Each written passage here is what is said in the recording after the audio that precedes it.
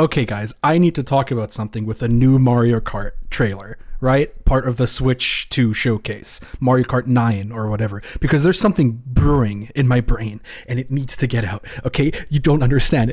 It needs to get out. Okay, all right. So what I want to do here, real quick, is I want to remind everyone who doesn't play Mario Kart 8 like way too much or watches like hours of Mario Kart 8 content, what a Mario Kart 8 track looks like. Let's look at this one. This is Shy Guy Falls. Okay, I want you to make note of a couple of things.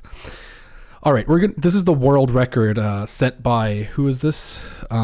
Just for credit, it's on MK8DX Records by Yerson. Okay, let's watch what happens. Okay, look at how immediately we go into a left turn that is really, really, really sharp, right? And look at how this is the first thing I want you to make note of: the amount of turns that are in a Mario Kart 8 track. And the second thing I want you to make note of is look at the off-road, quote unquote. This way, if you go to the off-road, you just fall into the abyss. Lakitu will pick you up and he will set you back down onto the track. On the right side, you have a straight up wall that prevents you from going onto the off-road. Now let's go here. The track is down here, like behind this little ledge. The game just straight up prevents you from going here, right? There's this little ledge, and this you can't get over this. There's like an invisible wall here, I'm pretty sure as well, right? Turn 1, immediately turn 2. We're 7 seconds in, and we've gone through 2 really sharp turns, right? Now we have a little bit of a straight section, okay? But there is a boost panel to make it more interesting that you can trick off of, right? And there's some coins for you to collect. All right, let's keep going. This waterfall, by the way, this is a later section of the track, kind of. Like, we're further back, we're further up later, but we'll see it, okay? Another turn immediately, okay? Look again, railings on the left and right. There's no way to fall off. Railings on the, walls on the left and right of this waterfall that we're about to go up. Again, slightly boring straight section, but it is enhanced by this little mini game, right? Of okay, we're boost panel, right? Another turn, right? Okay. We're going down the waterfall again. Really exciting, really cool, right? This is the previous section of the track down here, right? Mario Kart 8 tracks are actually pretty small, and we'll see this. We're like halfway through the track, right? Through the lap, and we're at 26 seconds only. Okay. Previous section of the track, again, everywhere that's not on road is literally a bottomless pit. Right? Okay, there's like a little shortcut here. You can go to the left. Again, another little shortcut. Right? Again, walls everywhere, or bottomless pit. And this is the world record, to be fair. But in under 40 seconds, we're back at the start of the track. Right? This is what Mario Kart 8 tracks are like. And now I wanted you to look at something else. Look at how close everything is. Look at how like Mario Kart 8 tracks are essentially like hallways, right? Everything is super close, which means you don't really get to see very far into the distance. And in the distance, there's mostly just like kind of low poly geometry, kind of, not that low poly. Like it still looks nice, but and there's like a skybox, right? There's basically like a skybox further away, and that's fine. Because there's so much that's close to you. Look at how most of the screen here is just taken up, except for this slightly top part of the slight top part of the screen here. Everything is taken up by stuff that's really close to the camera, right? And that's what makes Mario Kart 8 so beautiful. You go through so many different set pieces so quickly, right? And all of them look really nice, and all of them are really close, which means the camera, the game doesn't have to render that many pixels. Or that many objects is what I mean. If the game doesn't have to render that many objects because most of the objects are close and everything else is just is occluded, and occluded stuff doesn't have to be rendered, right? And everything that's actually far into the distance is probably lower poly and or just a skybox, which is really easy, really cheap to render. And that's how Mario Kart 8 on the Switch runs at 1080p 60 frames per second, right? Because it's so well optimized. And that's because these tracks are really, really small and really, really tight and really, really, right? All of these things. Okay? So that's what a Mario Kart 8 track is like. Now I want you guys to look. This is the Game Explain video that like perspective corrects and makes the Mario Kart section of and it makes a Mario Kart, like cuts out only the Mario Kart section of the Switch 2 reveal and like makes it easier to look at. Look at this shot. This is not what a Mario Kart 8 track looks like. What's going on?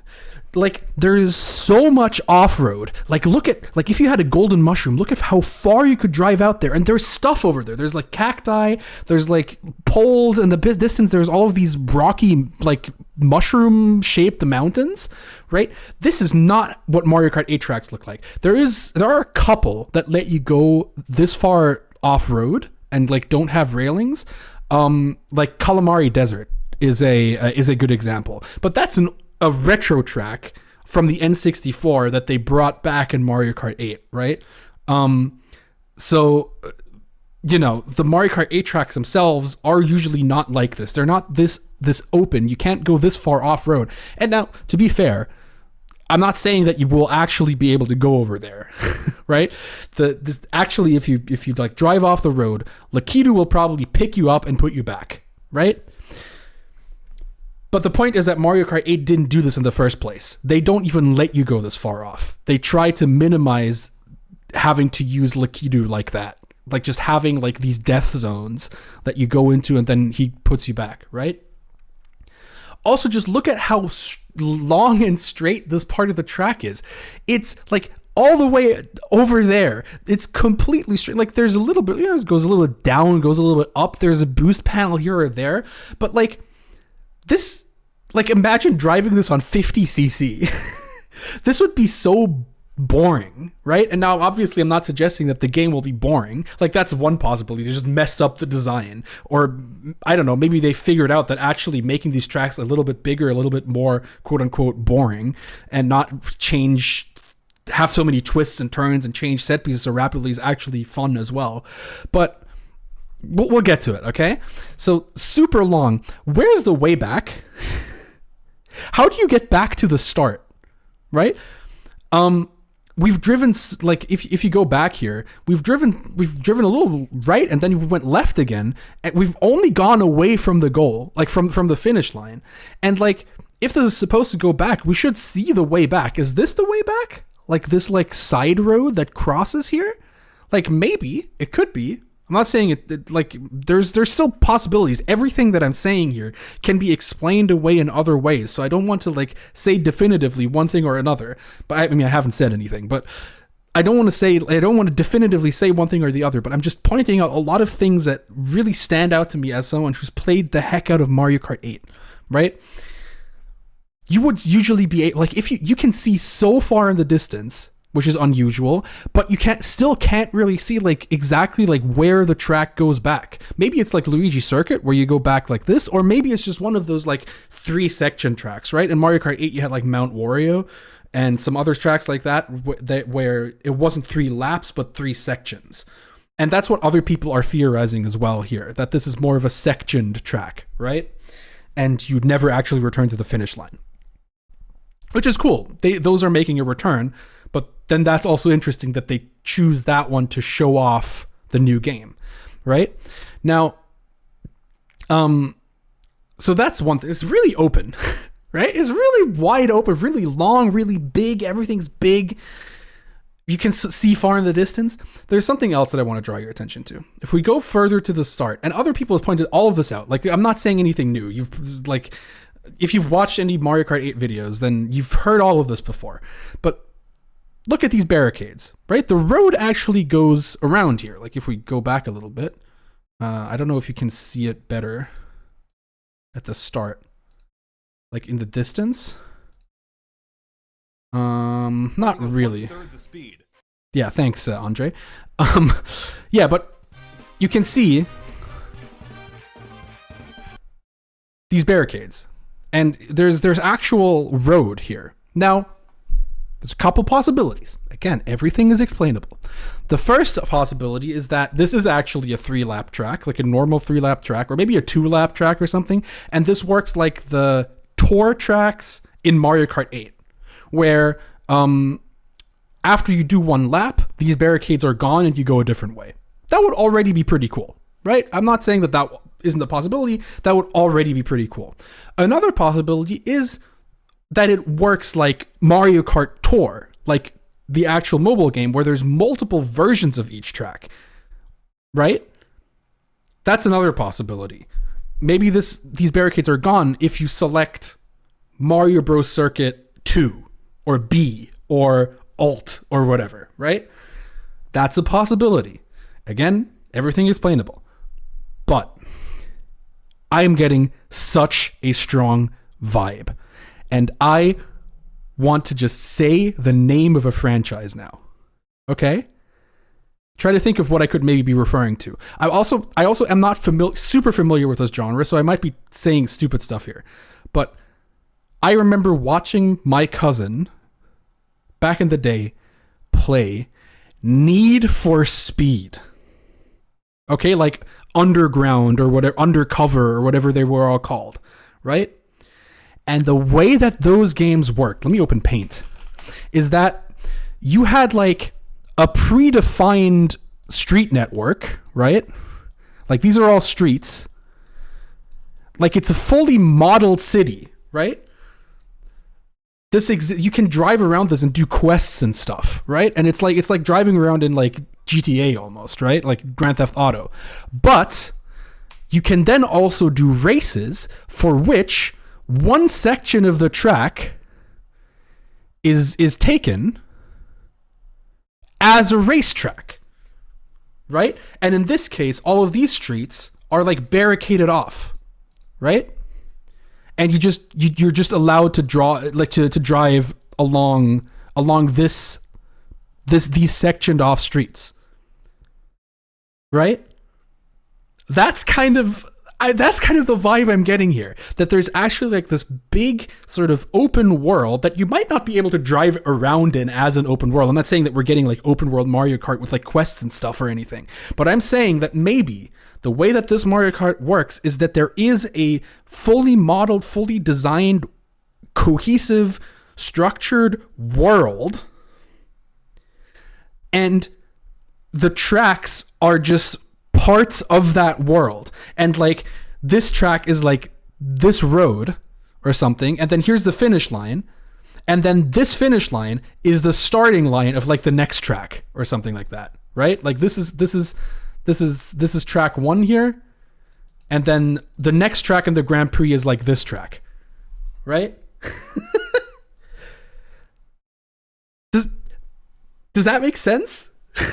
Do you understand how I came to this conclusion? There's at least something very wrong. There's like not like I'm not saying like wrong in a bad way. Like as a Mario Kart 8 player, watching this trailer, watching the way that this track is laid out. Okay, there's some cool stuff in the background. This looks like track as well. I don't think I've seen many people point that out. Maybe there's like anti-gravity or whatever. So maybe I'm talking like everything here. I could be completely wrong. I want to get your hopes up if you're watching this, but like everything could be completely wrong, right? But there's something off about this. As a Mario Kart 8 player, there is no Mario Kart 8 track that looks like this. There's tracks that have elements of this. They're comparable in this way or that way, but nothing is this open, this straight, this big, this open worldy almost. It looks like it's almost like an open world. So that's kind of where I'm at right now. And I just wanted to share that. I rambled about this for like 15 minutes now. But like, it's important to me. Okay, it was important. It needed to get out. Something is brewing here. Something is interesting here. Notice also how there's cars going back. Maybe you can go the same track backwards, as not part of the same race, but as part of a different race. I don't know. I'm just talking out of my ass. Okay, listen. I'm probably wrong. I'm overanalyzing like 15 seconds of trailer footage. But I need to share it because something's different. and I'm getting a vibe, and I needed to put it down in case I'm right, you know, just in case I'm right. It needs to be out here so I can reference back and be like, I knew it, I predicted it, I saw it, right? Okay, thanks so much for watching. Yeah, I'm so hyped. I got one last little story. I got so debated. I watched the American trailer and I saw 4/2/2025, and it was like, that's in 2 weeks. That's February 4th. That's in 2 weeks. Like, that's so soon. And I thought that for like a solid like 2 hours until I watched a reaction where then someone said, oh, it's in April. And I was like, oh, God damn it. You mother Americans with the frickin' day, month, year. No, month, day, year, time format. Why would you do this to me? I thought it was in February, but I have to wait like 3 months. No. Okay, anyway, bye-bye. And have a nice day. And take care, please.